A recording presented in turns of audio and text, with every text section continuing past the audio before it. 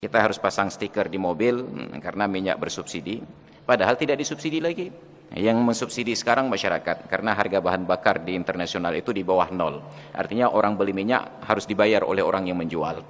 Nah, sekarang persoalan subsidi apa lagi? Hanya sekarang yang harus diangkat adalah kewibawaan kita orang Aceh. Kenapa rela dengan standar yang rendah daripada standar yang tinggi?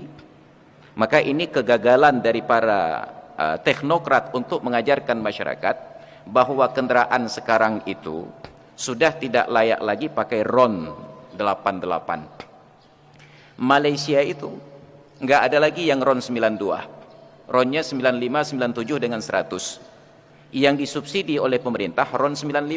Bila Anda ke perbatasan Malaysia dengan Thailand, di situ ditulis di SPBU, untuk plat luar Malaysia tidak boleh pakai RON 95, harus 97 ke atas. Hanya kita yang masih bodoh mensubsidi RON 88, bukan masyarakat, Pak, karena pemerintah yang sediakan. Tapi kita harus sadar, kendaraan itu sudah tidak layak lagi dengan RON 88 karena itu punya timbal dan itu merusak lingkungan. Maka kami di Kota Media Chat Keeng itu sudah pakai Euro 4, bukan lagi Euro 2.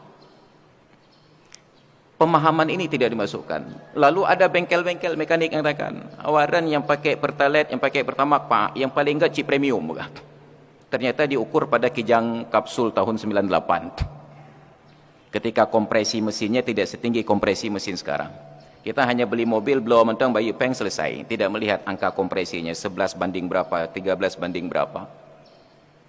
Pemahamannya masukkan, tawarkan egonya. Anda mau beli yang di kaki lima atau mau beli di restoran? Maka kalaulah orang Aceh dibangkitkan harga dirinya, maka tidak perlu stiker. Tapi ketika stiker yang dikumandangkan, maka semua orang Aceh akan membeli stiker. Karena itu limited edition, sama seperti uang Rp75.000. Nya ada 2 juta blow stiker, tengok. Maka beruntunglah bagi yang sudah punya stiker, rawat stiker itu baik-baik, karena nanti akan diburu oleh kolektor. Nah, ini masalah kita.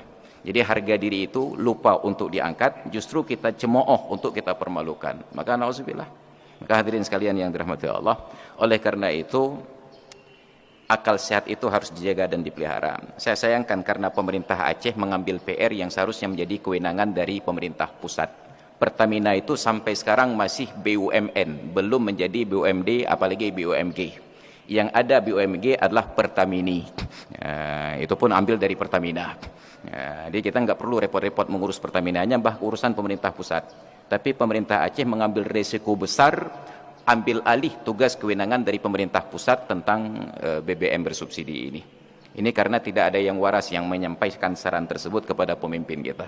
Makanya perlu orang-orang baik di sekitar pemimpin, karena mereka tidak menjangkau semuanya, perlu masukan-masukan yang baik. Makanya pembisik-pembisik itu harus orang yang sehat-sehat pemikirannya.